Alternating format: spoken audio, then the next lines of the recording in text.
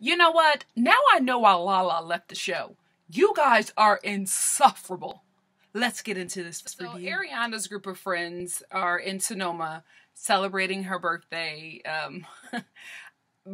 This was weirdly set up because I knew that Ariana didn't want to get married. So I knew that Tom wasn't going to like propose or anything like that, or like they weren't going to do like a secret wedding. It was just the way it was set up, like the surprise that he was talking about. I was just like, I know they're not going to get married, but I feel like he's setting it up like it should be that. But it really wasn't. It wasn't a marriage. It wasn't a proposal or anything like that. It was an RV. The big surprise was an RV. Ooh, I don't understand this group. I feel like this is by far my favorite clique of the show. I can't stand them girls. The Witches of Eastwick. I can't stand them. But I like this group because I feel like they're like normal in a sense. They're also the dirtiest. You could never get my girl Stassi on an RV. Oh no. Oh no. She was like, what? What's this? Yes, Stassi. Because this whole RV thing, I was so uncomfortable. First of all, the RV wasn't even pimped out. It was like old. But Ariana had a great time. You know what I mean? Different strokes for different folks. Then we head on over to Montauk. Now, I just want to say this. This episode was, because it was 2 trips, this episode was all over the place. So we're going to go from Sonoma to Montauk all episodes. So just now I'm going to be doing a lot of, then we cut to Sonoma, then we cut to Montauk. So just be ready. Then we cut to Montauk, or Montauk, whatever, someplace that's not the Hamptons. Ooh, Stassi and the girls are there to celebrate her birthday. And what I loved about this scene was that there was a bunch of clips from the shady Bravo editors of meltdowns that happened during Stassi's birthday. And this one clip, from this scene was so hilarious to me because all the flashbacks, especially for this show, all the flashbacks are in black and white. You get to the last flashback, Stassi birthday meltdown, and the whole thing is in black and white, except for Tom's hideous green suit that's highlighted in color. Guys, when I tell you, these Bravo editors know how to put together a show. Every moment is so calculated and so smart and so shady. Bravo! Bravo! Your editors are like top-notch stellar reality TV show editors. Give them a raise every time. Cool Click is on the RV and they bring up Lala. Can I tell you, Lala was nowhere in this episode, but she was the topic. Every scene, they were talking about her. Girl, you need to come back on this show because you are like an intricate part. Or maybe you don't want to come on this show because of how you're being portrayed, but man, they talked you up. Anyway, Tom is upset that Lala missed her flight and didn't come. And I get it. You know, you plan a trip and there's a person who says that they will come. You even disinvite someone because this person, you know, is coming. Basically, her slot is filled. And I understand the planning and I understand being upset. But it's like, dude, you're here celebrating your girlfriend. Lala don't come. Lala don't come. Celebrate your boo and have a good time. I just didn't understand the frustration. Like, he was really upset about it. I was like, sis, chill. It's okay. Lala is not Ariana. I think it's Ariana. I'm so sorry. It's like the way I see your name is probably not the way that it's pronounced, and I always forget how to pronounce it. You know, I'm hood, so I want to call it something totally different, so I'm trying to like process this proper pronunciation of your name, and I'm sorry, girl. This is probably going to shift from 2 different names this entire time that I review it, but I'm going to learn. I'm going to get it. I'm going to get it. Promise you. And you know what? Come to think of it, Lala probably found out about that RV from one of them story editors and was like, oh, hell to the no. I am not sitting my pretty posh behind in no RV for however long this trip is. Girl, me too. So you can't hate on her for that. If she didn't go to this trip because of that RV, yo, respect. Because I would have did the same damn thing. Ariana calls Lisa and she says, do you know where Lala is? Because she's supposed to come on the trip and she's not here. And Lisa's like, oh no, I thought she was with you. I gave her this day off and I wish I wouldn't have, because it's a really busy Saturday and I need her. So then Lisa tells Ariana to go celebrate her birthday and not worry about it. Great advice. Why do you care about somebody who didn't show up to your party? Obviously you weren't important enough. Keep it moving. Keep it moving. So anyway, then we go to the confessional where Lisa is talking about how she didn't trust Lala when she first hired her because she lied about her whole trip in Italy. First of all, if I start working at a job, I don't have to tell my boss that I'm going to go hope for some change in Italy. All I have to say to you is, can I have the weekend off? Your job is to say yes or no. You told her yes. So she went to Italy to go hope for some rich dude. And like I said before, I'm pro-ho. Do what you gonna do. Wouldn't have been me, but that's just me. I'm not going to hate on another woman getting by, trying to survive the life that we already have anyway that's hard. So I just don't understand why these women are tearing her down. I do not get it. Lala can do whatever she wants. It's her prerogative. Now you don't trust her because she didn't go on this Sonoma trip. Lisa, you two involved. And I get that this is your storyline, but if you're going to be involved like this, you need to come with some wisdom. I would have loved to have seen from you like, okay, so she went to she went to go be in Italy. She didn't want to go to the trip. It's her prerogative. A woman can do whatever she wants. Something like that. I don't need you getting involved in this petty, too damn old gossip. And I always said that I didn't think that Lala should leave the show because it's just too soon. And you're trying to build a brand here. You want to have a huge following before you jump ship. And I also think that even if you have a huge following, you get really big on a TV show on Bravo, especially like one of these reality TV shows, I don't think you should leave. Because a lot of times your reality TV show audience does not follow you to other things. Nene Leakes, girl, get back on that show, honey, before you don't have no coinage. In saying that, I do understand Lala leaving. Because just within the first few minutes of this episode, it's just like one of them producers don't like her. And I feel like she's being punished for not sharing all of her life with the producers. I honestly believe that because she hasn't been open about this guy that she's dating, they're giving her this storyline and making it so ridiculous, so blown out of proportion that I, as a viewer, who already know that these reality TV shows are fake, it's just like, this is too much. Like, now y'all embarrassing me. Do better, Bravo. Do better. And Lala, good luck on your endeavors, honey. Good luck. Whew. I hope it works out for you. I really, really do. Witches of Eastwick are back in Montauk and they're discussing Lala. Of course. Like, I'm telling you guys, she was throughout this whole episode and she was never physically on the show. Like, she wasn't in Montauk, she wasn't in Sonoma, she damn sure wasn't at SIR, but she was the talk of the episode. Anyway, they're discussing Lala, then Katie, being Katie, goes to slut-shaming her. And, they just start having her for dinner. It's like, you guys look so petty and pathetic. Real talk, Stassi, I'm so disappointed. So disappointed that you have allowed yourself to be like Katie's second fiddle. Oh, I just got something. I feel like Stassi has fallen out of position because she wants to be in this wedding. Because I feel like after Stassi does like her bridesmaid's duties, I feel like she's going to be back. I hope she comes back. Stassi, you got to come back full force next season. Girl, this second fiddle to Katie thing, it don't look good on you. Props to Stassi with that accurate read. We're such haters. Yep. We're back in Sonoma. And there's this scene about Jax getting breast reductions.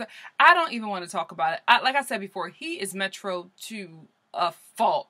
His Metro is deadly. He needs help. He needs to stop getting work done and get work done on the mind. Jax, dude, you don't have to be pretty to that extent. Let it go. Get out of LA. Go to like Colorado somewhere where there are like normal white people and just be a human. Because LA is messing with your mind, bro. Anyway, they're on this RV and they're talking about how his breast reduction surgery smells, and oh, I'm just thinking about that RV and the smells and the fact that they have that one Barbie shower and bathroom that they all have to use. And then those poor girls are on that RV with all of those big bald men. Nah, wouldn't have been me. Then they do this spit bucket game challenge. They pull up to some, I can't even think about it without getting nauseous. They pull up to some winery in an RV. Ghetto, but I love it.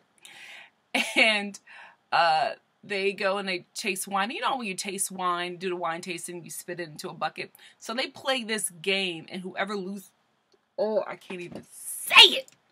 Whoever loses has to drink the spit, the wine spit. So they're playing the game. Ariana, the birthday girl, loses. Do you know she drinks this? Girl! No, Ariana, I know you're the cool chick. I know you're like one of the dudes and you're a groomsman with a vagina.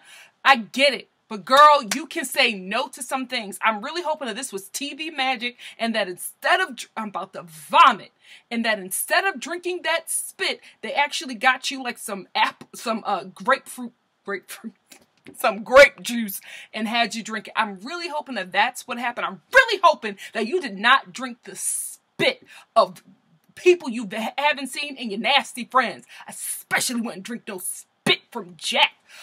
Oh, girl, I hope you did not do that. If you did, I really hope that you like flush your intestines out with bleach. Girl, that's disgusting. You have got to step out of the cool role for once in your life and just be a sensible woman. That was disgusting. You know, from that butt steak to this spit bucket, this is just beyond gross. It isn't even funny. It's so sick and unsanitary. Why would you do that to your body? Back in Montauk, the witches of Eastwick start roasting each other, and Kristen hit a little bit too hard. I mean, I can't remember what she said word for word, but basically she said to her, listen, ho, you ain't got no man, so you need to shut up. Like in a joking way. And I mean, it cut Stassi to the core, to the point where she just started to cry. And it wasn't just from that, but it was a reality. And shady Bravo editors gave us all the clips of her talking about this boyfriend and the home that they were going to build together and how one room was going to be a nursery. I remember that, girl. You was feeling yourself when you had that man. How the mighty have fallen. She just starts crying because she feels, you know, I guess Stassi is just realizing where she is now. Like before, she was just on top. You know, she had this boyfriend. She loved the show. You know, living a good life. She thought she was about to be married, and like everybody who she thinks is beneath her now is getting married. Sheena's married. Katie is in this show about to get married, but we know at this point she's already married. Kristen is on her way there because the way she kissed up on that white boy with that beard, he better give her a ring or something, because I know freaky Kristen is putting in work, so she about to get a ring. And I guess Stassi just felt, you know, like, man, how did I get from the front to the back or from the top to the bottom? So she started crying, and ooh, it got a little awkward. Yeah. Stassi, stop that self-tanner. You were looking orange. And then your face was like alabaster. Shout out to my girl Ariana with the slim, thick twerk. Hey, she got, yes. See, this is why I like her. Besides her being gross, we gotta deal with that. But she was in an RV twerking. Pop, pop, one cheek. Pop, pop, two cheek. Get him. Hey, I like her. She's fun. She's fun, man. Then our boy James, who is struggling for a storyline this season, meets with his mentor Arthur, who I am so thankful tells this boy the truth. Everybody else just beads around the bush with him. Even Lisa, I feel like she's so lenient on him until she fires him. It's just like, Lisa, you're very lenient and then you like fire the dude. You go from 0 to 100 real quick.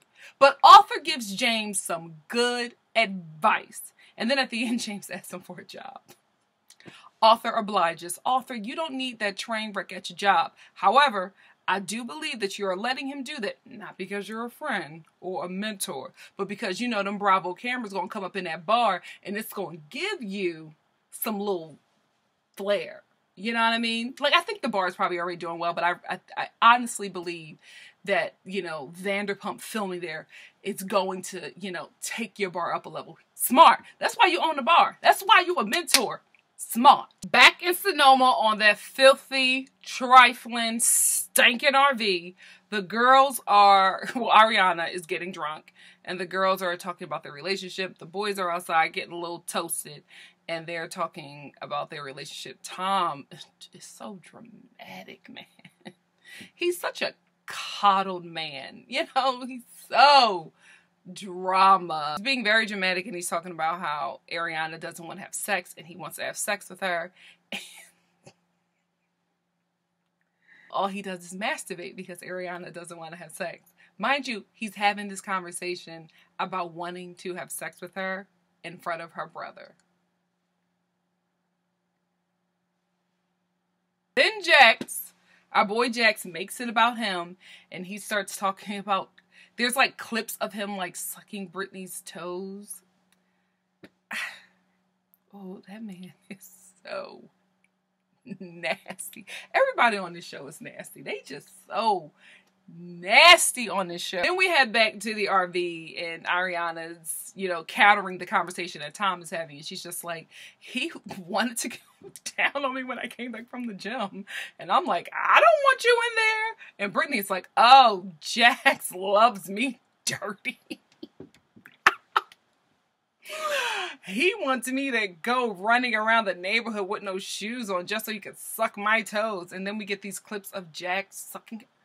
Oh, he's so nasty. Back in Montauk, the bitter broads of Sir are still celebrating Stassi's birthday.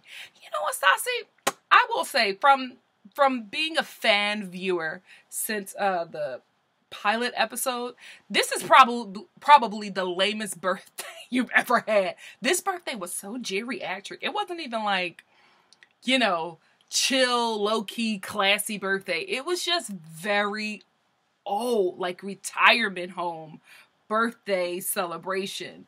You know, like they're sitting there, this whatever bar they're at, they look like they're the youngest by 60 years. There's nobody there. It's so like eerily quiet. Then there's like this old, I won't even call him a sugar daddy. He was like a sugar uncle or like a sugar godfather, because he did not look like he had the sugar daddy coin, was trying to pick them up. It was so bland and blah. And I'm really surprised. Stassi, you have got to get back to your throne next season. This is really disappointing to watch. I feel like I'm watching, you know, Lamar Odom's second season on Keeping Up with the Kardashians. You are falling fast, sis. Get back in place. We head back over to the RV in Sonoma, and like Ariana is lit at this point. I think she drank like a whole bottle of tequila. She was like nursing it the whole night, and then she finally finished it. And she's like drunk, dancing, and like twerking over a grill. I love her. Twerking over a mini grill while eating like this raw, barely cooked steak and putting ketchup on top of it as like a seasoning. Back to Montauk with Stassi and this old behind celebration. Watching this, I was just like, you know what, Stassi, I feel like maybe it was me. Maybe you took my advice, because I specifically have been saying for years that they need to grow up, that they are too darn old to just be acting so petty and ridiculous, and they need to mature. I feel like maybe you took my advice to the extreme, because you have matured to the point where it's like you're on your last legs. This is retirement home maturity, and that wasn't what I was talking about. I was talking about stop the gossiping and the hating and the tearing people down. Just be shady. You're at the age where you should just be shady from here on out. And this party, this celebration is just, whoo, just very baby boomer. You know, it's really old for you. I just think that a woman in her 30s should not celebrate her birthday in a place that looked like it was a background for a Spiegel's catalog. Head back over to Sir, and James is there to meet up with Lisa's son. And Lisa brings up Lala. She wants to talk about where she is, and James is just like, oh, I thought she was up there in Sonoma. And Lisa's like, no, she's not there, darling. And they just start, you know, gossiping and trying to tear her down. And then James, Lala, I honestly believe that you should be friends with him after this episode, because if this is not true of your man, this is so wrong. James, like, tries to make this storyline of Lala being in like an overly possessive, borderline abusive relationship with this guy, because he's like, if he would tell her to not go on the trip, she wouldn't go on the trip, and she has to hide me when I come over. And it's like a lot of the things that he was saying, it was very strategic, it was very petty, and I didn't like it because he didn't say it in too many words. He didn't say it, but through his words you could read the type of air he was giving off about Lala's boyfriend, and I just felt like that was wrong. Like, that was, you totally broke friend code. But in James' defense, he needs a storyline. So if, you know, dropping Lala T is the only way that's going to keep him throughout the show, I can't hate on the dude for just trying to get a check. I'm just saying, it's really tacky. Miserable Katie calls her fiance to check in on him. And they immediately start discussing Lala again. I'm just like, girl, you're calling your fiance, a man that you love and that you're about to marry, and you're bringing up another chick. And Tom is such a good guy. Schwartz, or what do they call him? His name is Tom too, right? Schwartz, whatever. He felt uncomfortable about it. He was trying to talk about it, and she was just going on and on. Her little banshees were just trying to tear this girl down, and it's just so pathetic. Maybe I was just raised differently, but where I'm from, or in my household, you don't tear down another woman. You just don't do that. Now, you can ether a heifer that's trying to destroy you. Totally different ball game. Because once you try to come at me, it's on. You know? Women, male, old, young, whatever. It's on like Donkey Kong. So I understand that, but they are tearing Lala down because she's prettier, younger, and skinnier. That is so petty. It is so anti-woman, and I hate that they're doing this to her on a national TV stage, and they have done it for, this is what, is this Lala's second season? Like second or third season, whatever. They've done it long enough to see back their actions and get viewer reaction, and they haven't changed. So this just let me know that this is who they are. Like, you can't be pro-woman and have this type of attitude and tear down another girl who you really have no valid reasons for. Maybe this is like a Real Housewives of Atlanta, where you all have beef outside of the cameras that the viewers can't see, because I'm telling y'all ladies, what I see that you're giving off about Lala and what she's actually doing, what I see is not adding up, and y'all are looking bitter as hell. Don't hate, join her. Get you a rich dude that'll buy you a Range Rover and some red bottoms, because that's what you're really upset about. You sitting over here banging this dude and you can't even afford to pay your rent. That's the problem. Lala getting some red bottoms and you struggling to pay for these invitations. These cloth invitations that people are not even going to really use. The only time that people are ever going to use them damn invitations is to take a pot out of a oven. Or to wipe down their countertops. So nobody really want that. So you mad about that. Get like her. You know what, Katie? It's time to talk. Honey, I like Tom. I think he's a great guy, and I think he loves you. Schwartz, whatever. I think he's a great guy, and I think he loves you. I think he worships the ground you walk on, and that's how it should be. You don't like him. You know what I mean? Like, you don't like that dude. You tear him down anytime. I think you like the fact that he's convenient, and he's there, and you know that you can do whatever, and he'll still be there. This is what I'm telling you. You are not happy with where your life is, my dear. You don't like Lala because you want to get like Lala. And Katie, you're almost there. No tea, no shade. I'm not coming at nobody's body, because at the end of the day, in this new year, mama got to drop a couple pounds. I got to drop a couple ducats off of this body so I can get back to being me. Girl, this is what you need to do. Get a personal trainer, get a waist trainer. Okay? Because you have the cheekbones and you have the lips and you have the pout and you have the smiles to get a wealthy man. You are out there in LA. You don't have to be riding around in your Honda or your Toyota Tercel with Swartz and being miserable. You can get yourself a nice little rich dude. Just bring that waist in, drop a couple pounds so you can get that contour of them cheekbones, that natural contour that you have. You don't need to do nothing to your lips because you got a little natural pout. Part that hair. Let it grow long. If it can't grow long, get some tracks in. Bring it all the way down. Them eyebrows defined. You are already there.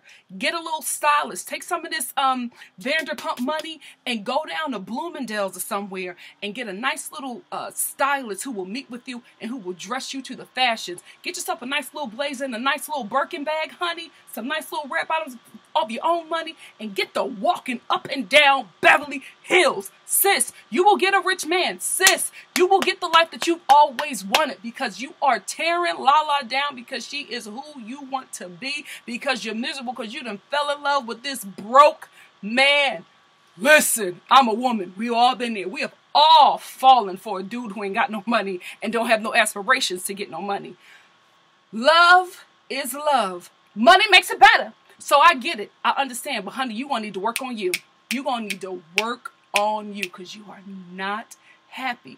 And if you want that life, you can get it. You are so close. So close. Get some girlfriends who are wags. Start hanging out at them sports bars where those rookie players are. You know, they'll pick you up because you're a little slim thick too. You got a nice little shape. You got a nice little shape, girl. You can do it. You can get the life you want. Because it's obvious that you have issues with Lala because you desire to have that life. But you've fallen and become convenient in a lifestyle that you don't want. Girl, I hope it works out for you. I really, really do. You got to stop hating on Lala, though. It looks sad and pathetic. You're close to the life you want, if you want it. But you got to do some whole things. Get with Lala. Check. Listen.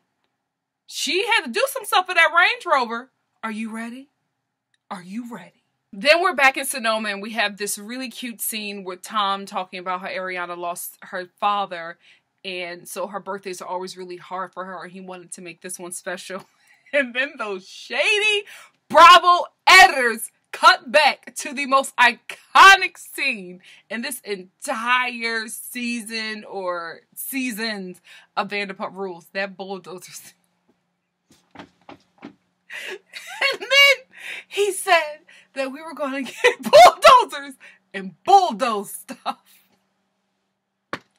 Man, like I had tears in my eyes. Like my eyes were welling up because I was feeling for Ariana. You know, about the issues with her father, you know, her father passing. That is really tough to deal with. And then here come these editors in, and I'm busting out laughing, and now I feel horrible. Shady Bravo editors, man. Shady. Then our last and final scene of the episode is the bitter broads are on the beach in Montauk, and they are all, like, wanting to go skinny dipping, or even before that, to talk about going skinny dipping. And throughout, they tried to make it seem like Sheena was a problem because Sheena was just like, I don't want to do it, and you guys are peer pressuring me because I don't want to do it. Let me tell you something. I don't know what happened with Sheena. Maybe it's because she stopped drinking. I don't know what's going on, but Sheena is becoming her own person. She is thinking for herself. She is saying no. She is not allowing them to bully her into situations. She is standing up for herself. I love this new and improved Sheena, minus some contacts. Those tweaker ecstasy contacts that you have, girl, take them out. You don't need them. Take them out.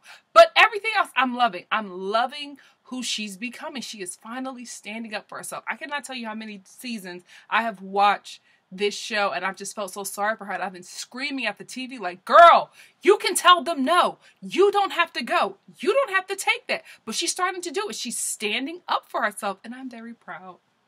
I am very proud of you, Sheena. Good job, sis. Good job. The ladies decide to go skinny dipping without Sheena, who sits and watches, smart. And while they're skinny dipping, a light from the lighthouse shines on them, and they all get embarrassed and run to get their towels, because people start to cheer because they've seen their naked bodies, and they're like, oh my goodness, they've seen me naked.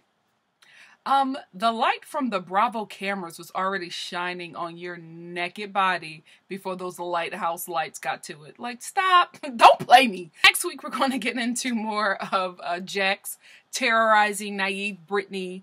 And then Stassi's going to try to get some white collar meat on Montauk.